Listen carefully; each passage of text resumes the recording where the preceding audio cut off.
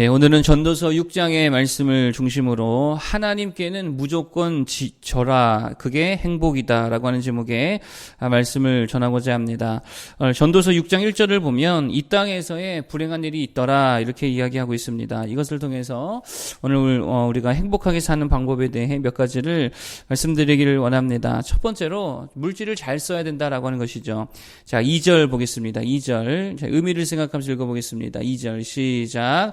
어떤 사람은 그의 영혼이 바라는 모든 소원에 부족함이 없어 재물과 부요와 존귀를 하나님께 받았으나 하나님께서 그가 그것을 누리도록 허락하지 아니하셨으므로 다른 사람이 누리나니 이것도 헛되어 악한 병이로다. 아멘. 자, 여기 보면 재물과 부요와 존귀를 하나님께 받았으나 하나님께서 그것을 누리도록 허락하지 않았다. 이게 불행이다. 이렇게 말하는 거죠.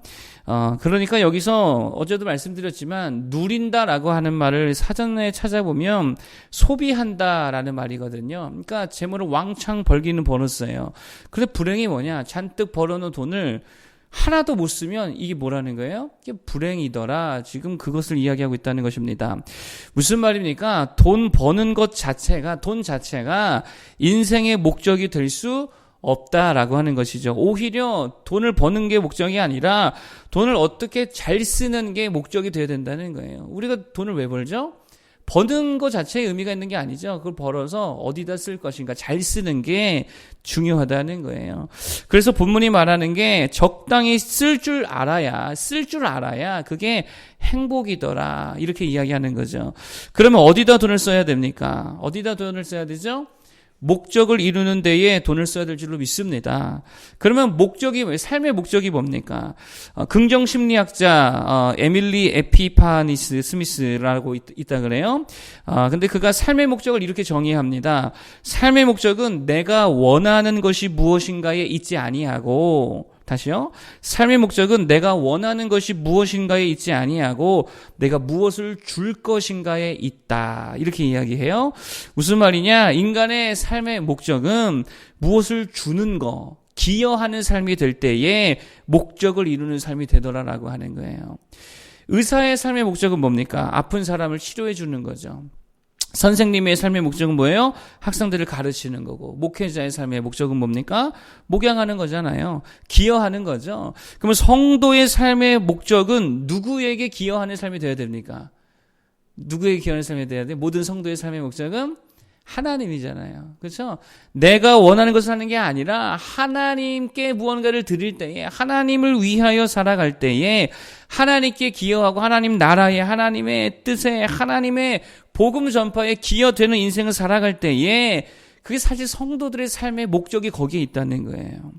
그러면 물질을 어디다 써야 됩니까? 그 하나님의 나라를 위해 쓸 줄 알아야죠. 하나님의 영광을 위해, 복음 전파를 위해 교회를 세우거나 예배를 세우거나 선교하는 일들에 우리가 가진 물질이나 은사들을 소비할 때에 그것이 삶의 목적을 이루는 삶이 되어지고 가지고 있는 것보다 훨씬 더 행복한 삶이 되더라라고 하는 것입니다.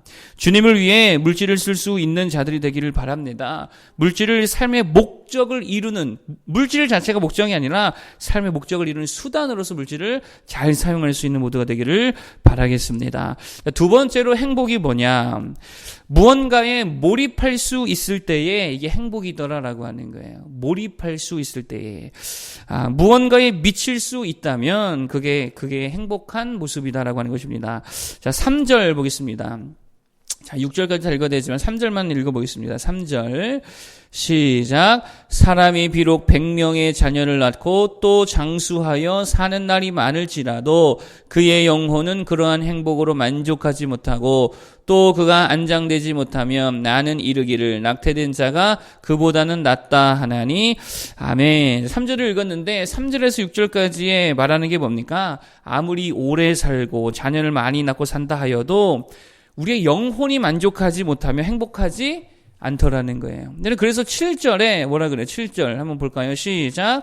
사람의 수고는 다 자기의 입을 위함이나 그 식욕은 채울 수 없느니라. 지금 한글 번역이 식욕이라고 번역했는데 원어는 이게 영혼이라는 말이랑 똑같은 말이거든요. 그러니까 사람의 수고는 다 자기의 입을 위할 수는 있지만 뭐는 못 채운다는 거예요. 영혼은 못 채운다는 거예요. 여러분, 그러니까 인간의 영혼이 만족하는 게 되게 중요한 행복의 모습이다라고 하는 것입니다.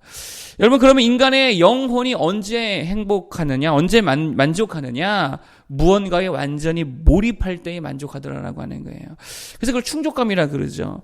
여러분, 왜 육아 우울증이 있습니까? 왜 직장 다니면서도 아침마다 퇴사를 생각하지요? 영혼의 만족이 없기 때문이에요. 돈은 벌어도 영혼의 만족이 없는 거죠. 완전히 몰입할 만한 어떤 일을 찾지 못했기 때문이다라고 많은 전문가들이 이야기하죠.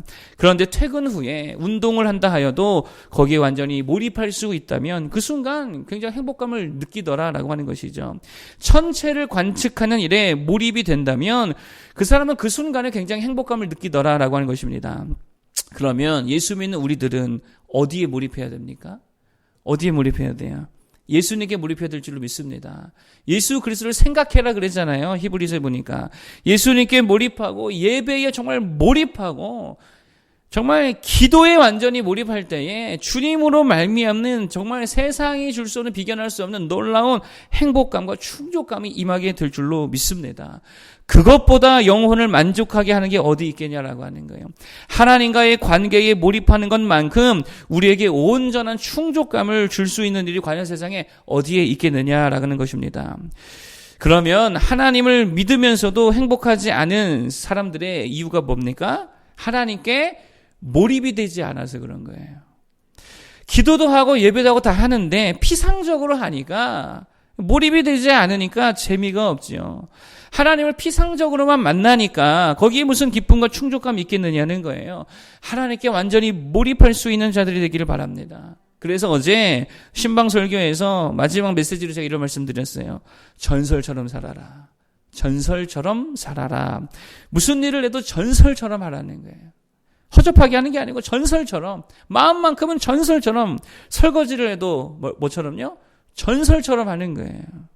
요리를 해도 전설처럼, 목회도 전설처럼, 선교도 기도도 예배도 뭐처럼 하자? 최고의 전설이 하는 것처럼 그렇게 하자는 거예요. 무슨 말입니까?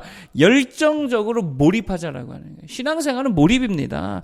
그럴 때에 주님 안에서 놀라운 은혜와 충족감을 누리게 될 수 있을 줄로 믿습니다. 다른 어떤 것에 몰입하지 말고 하나님께 몰입하여서 정말 행복한 성도들 다 될 수 있기를 축복합니다.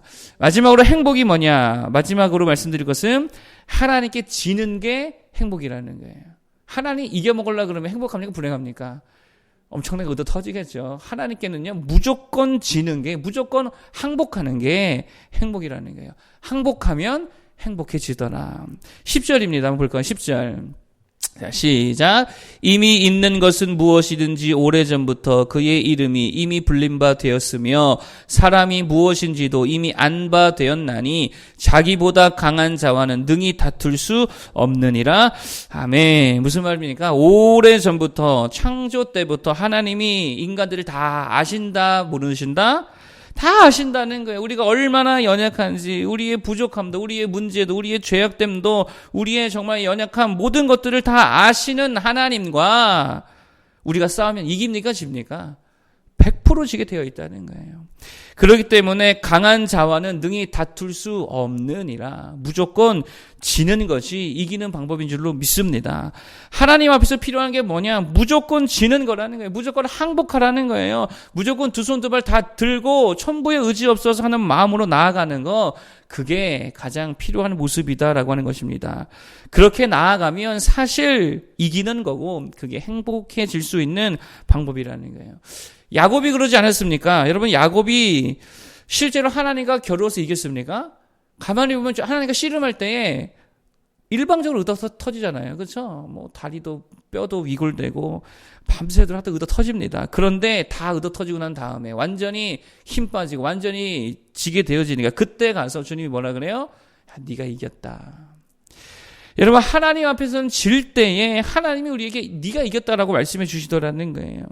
여러분, 그러면 하나님께 지는 방법이 무엇입니까? 하나님께 어떻게 하는 게 지는 거예요? 무조건 복종하는 것인 줄 믿습니다. 그게 하나님께 지는 거죠. 하나님이 무엇을 말씀하시든지 어디로 가라 하시든지 주님의 말씀에 그저 아멘만 하면서 복종할 때에 그게 사실은 항복이고 그럴 때에 행복이 넘치게 될 줄로 믿습니다.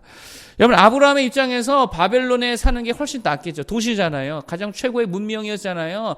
갖출 거 다 갖춘 도시가 바벨론이었잖아요. 그런데 거기 떠나서 가나안 쪽 시골로 가래요. 가고 싶습니까? 안 가고 싶잖아요. 그런데 갔더니 뭐가 되었습니까? 너는 복이 될지라. 복종하고 순종하며 갔을 때에 복을 누리게 되더라라고 하는 것이죠. 이삭이 거하던 그랄 땅에 기근이 들게 되었습니다. 그때에 이삭이 물어보죠. 애굽으로 갑니까? 어떻게 해야 됩니까? 그랬더니 하나님께서 그냥 그 자리에 있어라.